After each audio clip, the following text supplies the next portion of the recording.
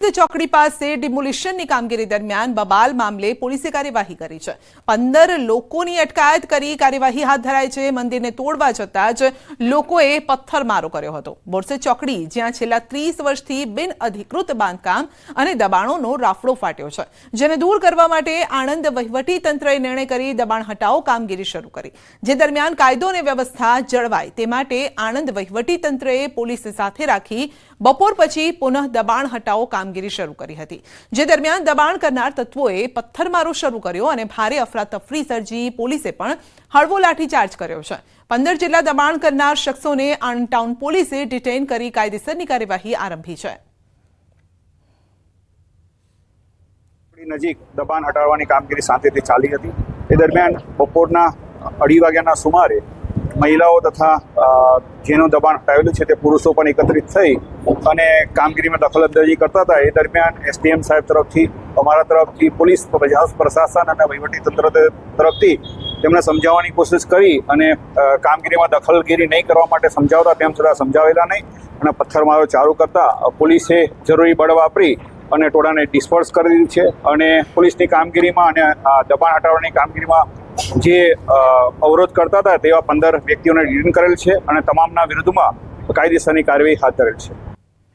અમદાવાદની પિરાણા ડમ્પિંગ સાઇટને લઈ ફરી એકવાર વિવાદ સર્જાયો છે। કચરો હટાવવા પાછળ 4 વર્ષમાં 100 કરોડ જેટલો ખર્ચ કરવામાં આવ્યો છે, જેને લઈ વિપક્ષે સવાલ કર્યા છે। વર્ષ 2018માં પિરાણા ડમ્પિંગ સાઇટને દૂર કરવાની વાત કરવામાં આવી હતી, પરંતુ હજુ સુધી ડમ્પિંગ સાઇટ દૂર ન કરતા વિપક્ષે કોર્પોરેશન સામે સવાલ કર્યા છે।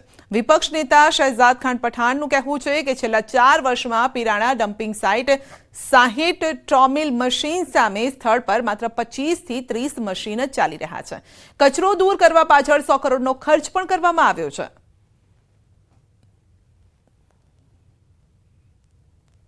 के 25 करोड़ की मातबार रकम इन मशीनों को जो कि कचरे को प्रोसेस करने के लिए लगाई गई है, इनको सालाना 25 करोड़ रुपए दिया जा रहा है। अब कोविड का 1 साल हटा दीजिए तो 4 साल में अहमदाबाद म्युनिसिपल कॉरपोरेशन ने इन मशीनों को, इन मशीन के संचालकों को 100 करोड़ से अधिक का पेमेंट अहमदाबाद म्युनिसिपल कॉरपोरेशन द्वारा किया गया है। तो बीजी तरफ स्टेन्डिंग कमिटीना चेरमेन देवांग दाणीનું કહેવું છે કે 4 વર્ષમાં 45 એકર જમીન ખુલ્લી થઈ છે। એ જમીનનો આજનો ભાવ ગણવામાં આવે તો કચરા પાછળ ખર્ચેલા નાણાં કરતાં 100% વધારે છે। નાણાંની જગ્યા કોર્પોરેશનને પ્રાપ્ત થઈ છે। કે 125 મેટ્રિક ટન કચરાનો નિકાલ કરવામાં આવ્યો છે। એનાથી કરોડો રૂપિયાની જમીન જે પિરાણા ડમ્પ સાઇટમાં કચરાની અંદર દબાયેલી હતી એવી લગભગ 45 એકર જમીન એ ખુલ્લી થઈ છે। જો જમીનનો આજનો ભાવ ગણવામાં આવે તો આ કચરા પાછળ આપણે ખર્ચેલા નાણાં કરતાં 100 ગણા વધારે નાણાંની આપણે જગ્યા કોર્પોરેશનને પ્રાપ્ત થઈ છે। તો ગમે ત્યાંથી ડુંગળીનું બિયારણ લેતા પહેલા ધ્યાન રાખજો। બોટાદમાં ડુંગળીનું હલકી કક્ષાનું બિયારણ પધરાવી દીધું હોવાની ફરિયાદો ઉઠી છે। બોટાદની ગુજરાત બીજ એગ્રોમાંથી બિયારણ લીધું હોવાનું ખેડૂતો કહી રહ્યા છે। કેટલાક ખેડૂતો કહી રહ્યા છે કે 90 દિવસની ઉત્પાદનની વાત કરવામાં આવી હતી, જેવી સામે આજે 100 થી પણ વધુ દિવસ થઈ ગયા છે ને છતાં પણ ઉત્પાદન થયું નથી અને આથી વીઘા દીઠ 35,000 જેટલું નુકસાન પણ છે। ડુંગળી જે 80 થી 85 દિવસે પાકી જતી હતી એ ડુંગળીને આજે 110 દિવસ થયા છે અમારે, પણ હજી કઈ દડો બનતો નથી।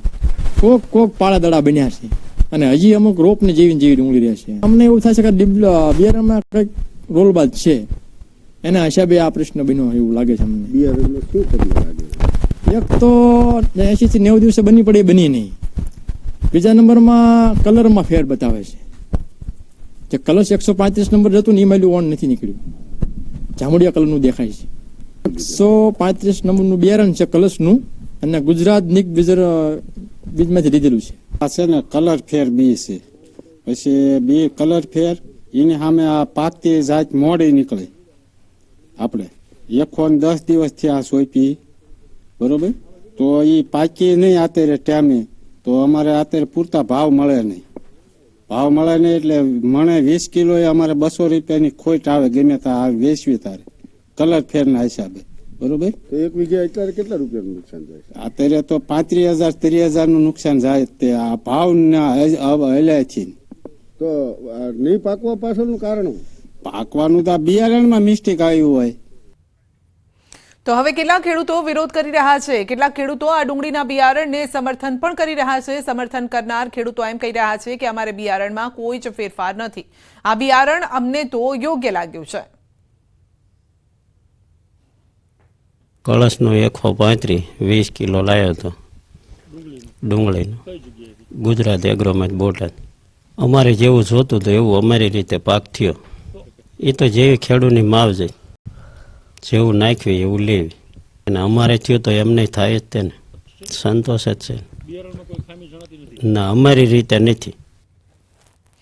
તો આ તો રહી ખેડૂતોની વાત. કેટલાક ખેડૂતો વિરોધ કરી રહ્યા છે, કેટલાક ખેડૂતો સમર્થન આપી રહ્યા છે. અને ત્યારે ન્યૂઝ 18 ગુજરાતીની ટીમે ડુંગળીનું બિયારણ વેચાણ કરનાર ગુજરાત બીજ એગ્રોના દુકાનદાર સાથે વાત કરી. તેઓ કહી રહ્યા છે કે અમે 1 2 નહીં 35 ટન ડુંગળીના બિયારણનું વેચાણ કર્યું છે અને હજુ સુધી આવી કોઈ જ ફરિયાદ નથી આવી.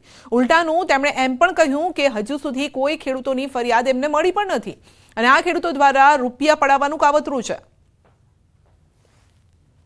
જે આ પ્રશ્ન તમારી પાસે ખેડૂતોનો આવે છે એ લગભગ છેલ્લા 10 દિવસથી છે અને એ ખેડૂતોને બધાને આપણે કીધેલું છે કે તમે જે 5-15 જણા ભેગા થશો એ સિવાય બીજે વાવેતર થયેલું હોય તો એ જગ્યાએ અમે તમને રૂબરૂ પ્લોટ બતાવી દઈએ. કંપનીના સ્ટાફ આવીને બતાવેલા પણ છે અને જે આ પેકેટ છે એ 2300 પેકેટનું અંદાજિત વેચાણ છે.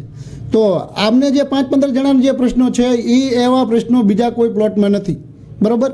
તો એના માટે તેની જોવું, પણ છતાં પણ ખેડૂતોને કોઈ જો અસંતોષ હોય તો એના માટે કોઈ પણ લીગલ કાર્યવાહી થાય તો અમે એ ખેડૂતોના સાથ સહકારમાં છીએ. અત્યારે જે બિયારણ જે વાવેલ છે ખેડૂતનો પ્રશ્ન છે, તો અન્ય જે ખેડૂતો તમે વાત કરો છો તેના ઉત્પાદન 90 દિવસમાં જે ડુંગળી પાકવી જોઈએ તે મુજબનું ઉત્પાદન ને સમય મુજબનું ખરું? જે 90 દિવસનો કે 85 દિવસનો મુદ્દો બનાવ્યો છે એ વાતાવરણને આધીન હોય છે. વાતાવરણમાં ઠંડીનું, ભેજનું પ્રમાણ, યુરિયા આપી દેવું વધારે પડતું ક્યારેક, તો ગમે ત્યારે 15 દિવસ મહિના સુધીનું લેટ થતું હોય છે. સુરેન્દ્રનગર જિલ્લામાં યુરિયા ખાતરની અછત સર્જાઈ છે. વઢવાણ માર્કેટિંગ યાર્ડમાં ખાતરના ડેપો પર ખેડૂતોની લાંબી લાઈન લાગી છે. તો લાઈનમાં ઊભા રહેવા છતાં પણ પૂરતા પ્રમાણમાં ખાતર ન મળવાનો ખેડૂતોનો આક્ષેપ છે. માત્ર 6 જે થેલી ખાતર આપવામાં આવતું હોવાનો ખેડૂતોનો આરોપ છે. ખેડૂતોને હાલ શિયાળુ પાક માટે યુરિયા ખાતરની તાતી જરૂરિયાત છે. પૂરતા પ્રમાણમાં ખાતર ન મળતા પાકમાં ઉત્પાદનમાં ઘટાડો થવાની પણ શક્યતા છે. તો સરકાર દ્વારા પૂરતા યુરિયા ખાતરનો જથ્થો ઉપલબ્ધ કરાવવામાં આવે તેવી માંગ છે.